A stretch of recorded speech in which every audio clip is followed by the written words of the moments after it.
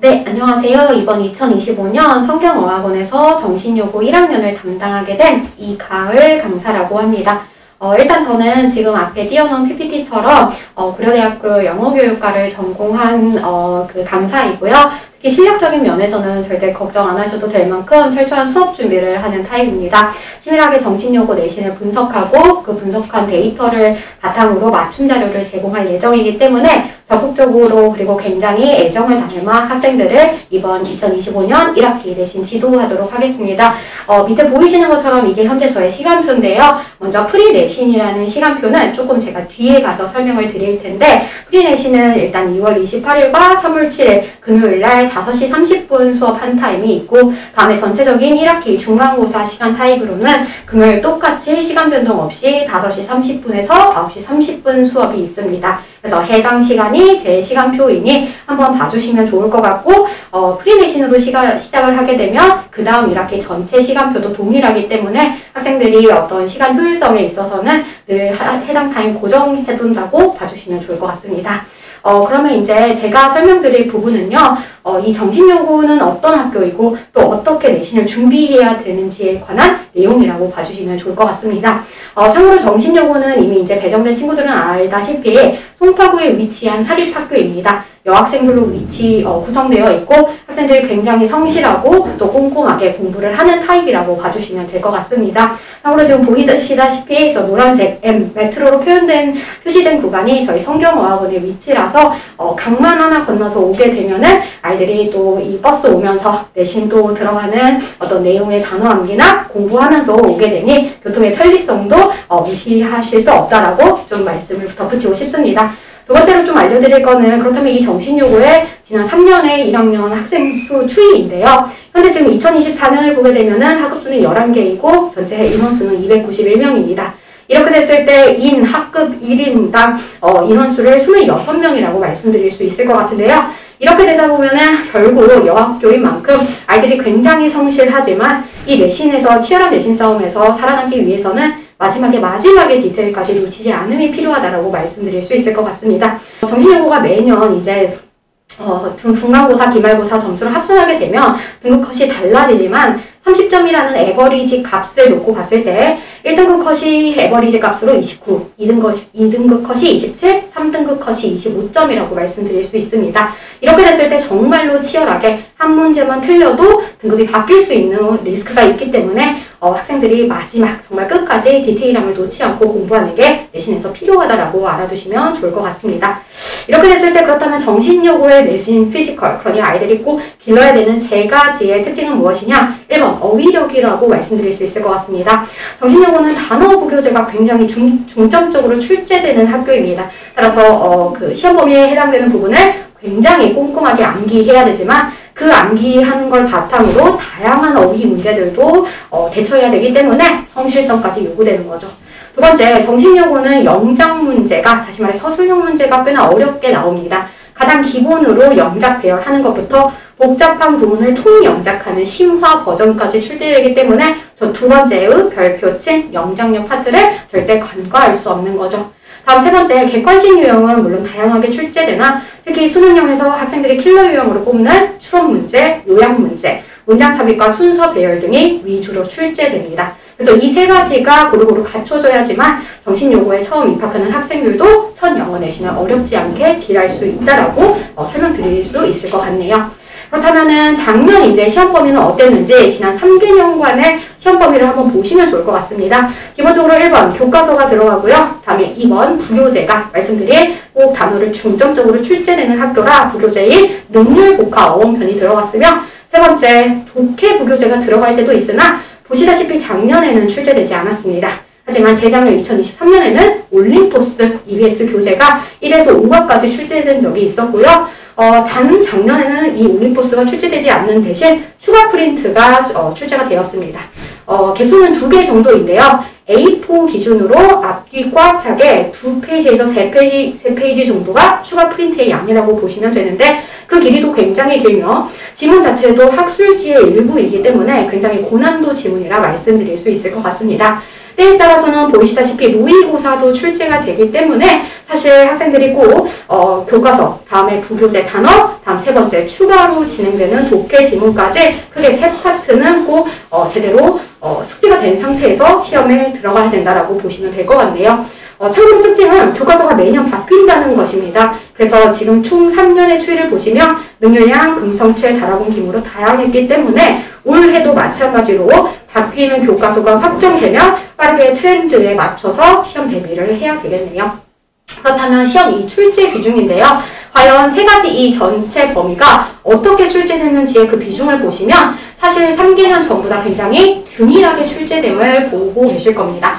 교과서 범위가 타 학교에 비해서 늘 전체 문항 중에 약 30%에서 35%를 차지하고 있기 때문에 교과서도 꼭 제대로 내용 숙지가 돼야 되며 부교재는 두말할 것도 없고 세 번째 추가 프린트도 굉장히 많은 비율을 차지하고 있죠. 심지어 이 원문들이 변형되지 않고 똑같이 출제되는 것도 아닙니다. 밑에 적어놨다시피 작년 기준으로는 교과서 변형이 재작년에도 마찬가지로 물론 2022년에는 변형되지 않았으나 이때는 아마 포스트 코로나 이후라서 조금 선생님들이 난이도를 조절하던 차에 변형이 없었을 것으로 예상이 되는 것이고 아마 올해도 크게 문제없이 원문이 변형되지 않을까 싶습니다. 그러면 결국 이는 무엇을 시사하냐? 모든 범위에서 고르게 출제되기 때문에 전 범위에 대한 균형 잡힌 학습이 반드시 필요하다라는 것이죠. 정신보고는 그렇다면 객서술형 비중은 어떻게 되느냐? 문항수는 아까 말씀드렸다시피 조금 매년 바뀌는 추세입니다.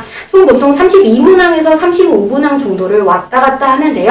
그 중에서도 서술형 배점이 8점에서 10점 정도, 그 다음에 나머지 객관식 그 비중이 한 22점에서 28점 정도로 왔다 갔다 합니다. 그래서 도합했을 때 만점이 35점일 때도 있으나 30점 만점일 때도 있고 올해도 마찬가지로 이 서술형과 그다음에 객관식의 비중은 약간 바뀔 수는 있겠습니다.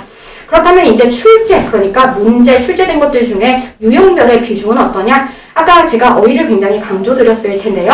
능률복화 어원편을 사용합니다. 보통 3개년 내내 범위가 대입 1에서 15까지였는데요. 그 어휘 문제가 단순히 소재어만 나오는 게 아니라 보시다시피 동반이어나 예문, 품사 변형으로 굉장히 출제가 많이 됩니다. 그래서 실제 35점 만점을 기준으로 약 7점, 8점인 굉장히 고백점을 차지하고 있는 게 확인이 되실 겁니다. 그 외 나머지는 영영일치, 어법이지만 실제 글을 제외한 나머지의 추론, 순서 배열, 문장 삽입, 그리고 제목 흐름 요약까지 수능용 출제, 그러니까 문형들이 그 중에서도 고난도로 여겨지는 애들이 비중이 훨씬 더 높음을 확인하실 수 있을 것 같네요. 그리고 아까 강조드렸던 서술형에서도 저 영작 배점이 거의 7점을 차지하는데 저 영작은 단순 배열뿐 아니라 문법 개념을 활용해서 복잡한 구문을 통영작할 수 있는 능력이 반드시 갖춰져야만 합니다. 어떤 식으로 문제가 출제되는지 예시를 조금 보여드리고 싶은데요. 실제 어휘 문제가 일단 객관식으로 출제될 때는 단순하다라고 말씀드릴 수 있습니다. 수능 어휘 문제이기 때문에 밑줄 친 하나에서 두 가지의 단어의 쓰임만 확인하면 되지만 말씀드렸던 부교재, 그러니 능률복화에서 출제되는 단어는 표제어뿐 아니라 다이어도 출제되고 동반이어, 다음에 이 어원편이기 때문에 전미사 접두사의 개념도 활용하며 심지어 품사 변형까지, 그러니 다각도로 어휘가 출제되기 때문에 실제 학생들이 시험 범위로 외워야 되는 단어는 약 500개에서 600개 정도라고 보시면 됩니다. 결국 이 얘기는 꾸준한 암기 테스트는 물론이거니와 다각도에서 다양한 유형에서도 이 단어를 바라볼 필요가 있기 때문에 맥락 속에서 어휘를 공부하며 여러 가지 각도에서 조금 넓게 어휘를 공부할 필요가 있다는 것이죠. 그렇다면 이제 넘어가서 영작 문제는 어떻게 출제되냐? 사실 어법은요, 정신요구가 객관식으로 출제될 때 그리 어렵게 출제되진 않습니다. 수능형 유형처럼 다소 밑줄도 그리 길지 않고 딱 출제자의 포인트가 보이기 때문에 학교 선생님들이 알려주신 것들을 기반으로 공부하면 객관식은 어렵지 않게 맞출 수 있겠지만 주관식은 서술형을 한번 보시다시피 저렇게 긴 문장, 즉 난문을 복잡한 구문들을 정확한 문법 개념들을 활용하여 작문을 할 수 있어야 됩니다. 그래서 뭐 단어를 주어진 걸 모두 다 사용하라, 내지 필요시 어형을 변화해라. 그렇다면 저 어형 변화와 문법 개념까지 적용해서 주어진 모든 까다로운 조건들을 충족해야 되니 시절로 서술형으로 작문했었을 때의 모범 답안이 저 정도의 길이가 나와야 된다는 거죠. 그리고 문법 개념에 대한 정확한 이해뿐 아니라 서술형 영작 능력도 절대적으로 필요하다라고 말씀드릴 수 있을 것 같습니다. 그렇다면 이제 마지막으로는 객관식에서 수능용 유형으로 출제된다는 내용이의 문제인데요. 다소 아이들이 어렵다라고 느껴지는 추론 문제, 배열이나 삽입 등의 고난도 문형들이 중심으로 출제되나 하필 이 문제들이 난이도가 높은 추가 지문에서 출제가 되기 때문에 내용에 대한 숙지는 물론이지만 이 지문들이 변형이 됐을 때를 대비하여 결국 전반적으로 지문을 이해하고 또 파악하고 다음에 적용시켜보는 어떤 독해력과 사고력 높은 이해도가 필요하다라고 말씀드릴 수 있을 것 같습니다. 그렇다면 이런 내신에 대비하기 위해서는 저희 성경에서 프리내신이라는 것들을 진행하고 있습니다. 프리내신이라는 건 무엇이냐? 중학교 때는 단순 6장에서 7장 정도 되는 시험지가 고등학교에 올라오게 되면은 9장 내지 12장으로 바뀌게 됩니다. 하지만 시간은 겨우 50분밖에 주어지지 않죠. 그럼 저렇게 긴 길고 또한 양이 많은 시험지를 50분 안에 풀어야 되기 때문에 심리적인 압박감도 있고 시간적인 압박감도 생기게 됩니다. 심지어 원문이 변형되지 않았나 전체에 한 번 더 내용을 체크하는 것도 필요하죠. 이렇게 되면 바로 본론 3월에 내신을 대비하게 됐을 때 특히 이 시그니처 유형이 존재하는 학교들에는 조금 문제를 다뤄내는데 어려움이 있을 수 있습니다. 따라서 기출을 체화하고 학교별 유형을 연습하며 정신요구 같은 경우는 굉장히 다량으로 되는 500개에서 600개의 어휘를 조금 미리 암기하는 게 반드시 선행돼야 될 것입니다. 그걸 위한 프로그램이 프리내신, 내신 이전의 시퀀스라고 봐주시면 될 것 같습니다. 그러니까 고등 내신을 미리 경험하며 적응하는 시간이고요. 정신요구의 시그니처 유형인 어휘와 특히 통용작을 연습하는 시간이라고 봐주시면 될 것 같습니다. 아무런 자료로 연습하지 않고요. 저희 성형학원 20년 이상 여기서 수많은 데이터를 보유하고 있는데 그 데이터 기반의 전문 강사진과 다음에 굉장히 열심히 선생님이 치열하게 분석하고 만들어낸 수업 자료로 반복적으로 훈련하며 또 아이들을 개별적으로 관리까지 해주면서 이 내신을 준비하게 될 것 같습니다. 그러니 이 프리내신이 총 2월 28일, 3월 7일 금요일 수업 기준으로 2번씩 진행되는데요. 1회차에서는 결국 저렇게 교과서 주요 내용을 정리하며 작년 중간고사 범위가 될 텐데요. 교과서는 일단 내용 위주와 다음에 출제됐던 주요 문법을 정리하게 될 예정입니다. 다음에 어법 같은 경우는 주요 문법을 개념 정리하겠지만 특히 이를 베이스로 서술형을 연습하는 게 반드시 필요할 것 같네요. 그리고 독해 같은 경우는 작년에 출제되었었던 추가 지문을 내용 이해하는 것과 다음에 그 내용 이해를 바탕으로 출제할 수 있는 어떤 포인트들을 분석해보는 걸 1회차 주요 수업 내용으로 정할 예정입니다. 그래서 1회차의 작년 중간법에 대한 숙지가 된 다음에 2회차로 넘어가기 전에 숙제로는 공부했던 독해 지문들에 대한 복습 문제를 수능형 유형, 똑같이 어려운 킬러 문항 유형 중심으로 복습 문제가 나갈 예정이고 다음에 어법 개념을 정리했으니 그걸 바탕으로 정신여고 1학년에 3개년 서술형 기출문제를 학생들에게 스스로 작문해 볼 수 있게 과제가 나갈 예정입니다. 또한 추가로 어휘를 어느 정도 암기하는 게 암기해서 오는 게 필요하니까 능률 복화 중에서도 출제됐던 기출 파트를 외울 수 있게끔 과제로 암기도 나갈 예정입니다. 그렇다면 이 1회차와 숙제를 바탕으로 학생들이 내용 숙지가 됐기 때문에 2회차에서는 미리 보는 정신고사, 다시 말해 우리가 5월, 6월 또 내신을 시작해서 보게 되는 그 중간고사의 내용을 미리 한번 체험해 보는 거죠. 그래서 그 미리 보는 정신고사를 봐보면서 나의 취약점은 무엇인지 한번 직접 파악해보고 또한 이를 오답하면서 어떤 부분을 조금 더 보완해야 되는지 스스로 판단해보는 시간을 2회차에는 가지려고 합니다. 그렇게 되면 남은 시간 이제 추가적으로 독해 지문을 조금 더 공부할 예정인데요.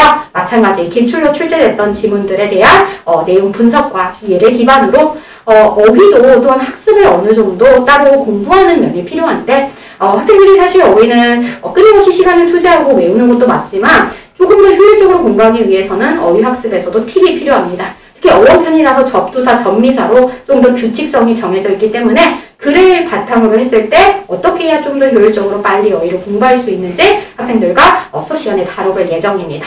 그러면은 2회차 수업 내용을 기반으로 마지막에 미리 보는 정신고사 2 한 번 더 시험을 봐서 학교 유형을 조금 더 완벽하게 체화하는 게 목적이라고 말씀드릴 수 있을 것 같습니다.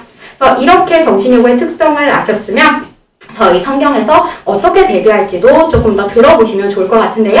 제 뒤로 송소건 선생님께서 그렇다면은 정신요구 내신 프로그램은 어떻게 될지 조금 더 자세히 말씀드리도록 하겠습니다. 감사합니다.